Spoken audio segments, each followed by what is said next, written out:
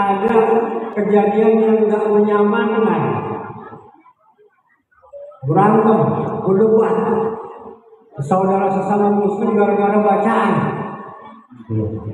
gara-gara bacaan, dialeknya berbeda-beda, saling ngambul. Yang bagus dari saya ini bahasa ini nih, Arabnya Arab ini. Di zaman saya dihapuskan dikumpulin itu. Ya, dibentuk panitia Konsen Umar, dipimpin oleh Zaid bin Sa'ad. Dikumpulin ada sedang bersekarang. Mulai sekarang Al-Quran kumpulin yang berserakan itu dijadikan satu buku disebut Mushaf Utsman yang sampai sekarang kepada kita. Sampai sekarang kepada kita. Mushaf Utsman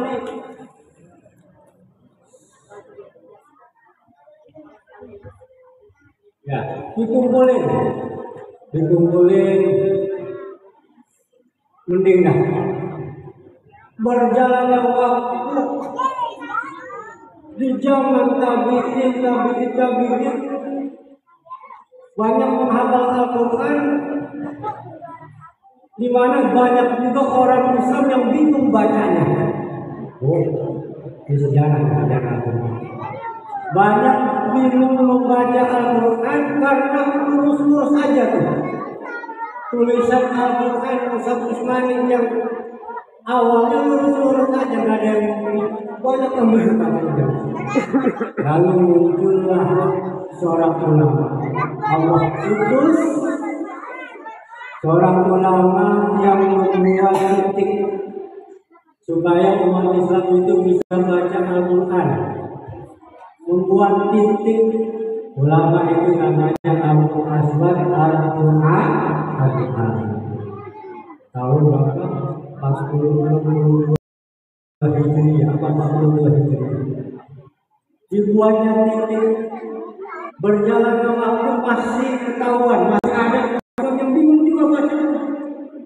Jangan nanti yang titiknya doang, kita yang udah gondrong aja masih banyak yang belum bisa baca.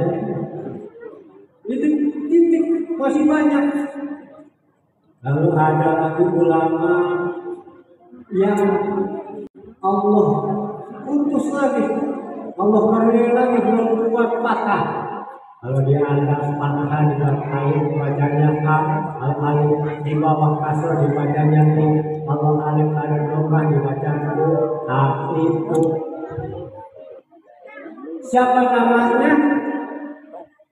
Imam Khalid bin Ahmad Al-Farahidi dari Afghanistan. Mesti kenal. Jadi maksudnya bercerita begini kita mesti terima kasih sama ulama. Jangan unduk-unduk.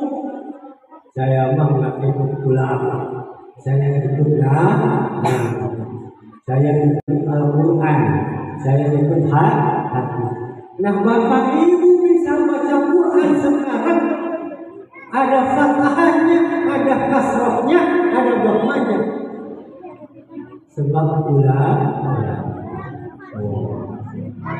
Masih juga ada yang bingung baca Al-Quran, masih salah baca Al-Quran. Alhamdulillahirabbil alamin. Begitu ya. Ngalamin begitu ya, apalagi masih banyak salah. Yang pendek dipanjangin, yang panjang pendek dipanjangin, yang panjang dipendekin. Lalu Allah putus seorang ulama yang membuat kaidah ilmu tajwid fi tilawatil ilmu cara memperbaiki bacaan Al-Quran.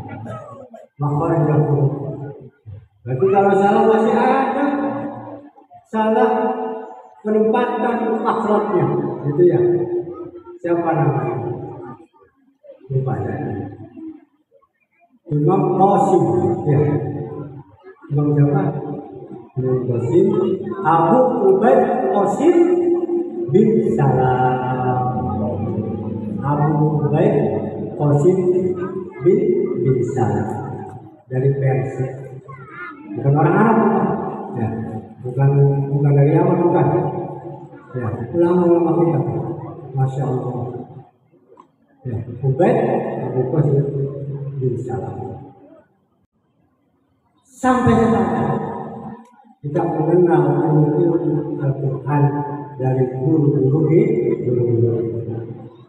Itu cara Allah mengajarkan kepada Nabi kita. Yatlu alaihim ayatihi. Allah perkenalkan ayat-ayatnya. Kenalkan kemuliaan keagungan Allah. Tidak ada di Injil. Makanya bapak ibu nanya sama mereka, ada nggak Injil? Apa Injil itu ilmu kan? Ya. Di Al-Quran. Alhamdulillah, itu terima kasih sama ulama. Itu benarkan karena baik bapak dan ibu, singkat cerita. Kalau lagi masih panjang. Yang kedua wayuzampihi. Yang kedua Allah kasih arahan kepada Nabi kita untuk menyampaikan risalahnya, menyampaikan dakwahnya setelah membacakan ayat-ayat yang membacakan Al-Quran. Wayuzampihi. Kalau bahasa membersihkan jiwa mereka.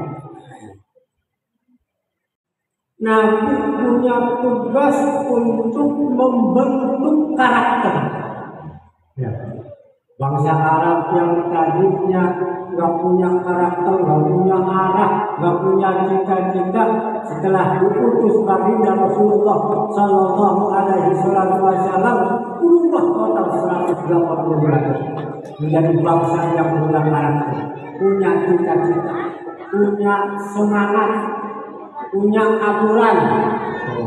Wajib itu bagus. Mohon maaf nih, kalau menurut saya kurang bisa bercandanya ya. Itu jadinya begini. Wajib membersihkan jiwa mereka, bentuk karakter. Maka Nabi kata Nabi innama bu'istu liutammima makariman. Sungguh bahwasanya aku ini diutus tidak ada lain adalah hanya untuk menyempurnakan akhlak. Ya, Pak. Untuk punya semangat para Islam banyak ya. Saya pengen jadi pemimpin. Saya ingin jadi presiden apa gitu. Ya, saya pengen jadi gubernur. Saya pengen kayak Pak ADM, jujur, misalnya adil. Kayak siapa pemimpin yang adil? Itu harus adil. Jangan saya jadi apa-apa. Jangan. Ya, mesti punya kita. Itu wayuzam di. Tapi artinya begini, setiap manusia itu punya nafsu. Nafsu itu ada dua, ada nafsu bodohiyah, ada nafsu syahwat. Nah itu nafsu bodohiyah. Di Alban, saya pengen bisa beli ton, saya pengen punya rumah 3 tingkat. Itu namanya nafsu bodoh. Didasari tujuannya benar, ibtighai mardhatillah, semata-mata mencari ridha Allah. Yang tadinya nafsu bodohiyah diganti namanya dengan himmah. Kudu tidak semangat yang kuat. Ya.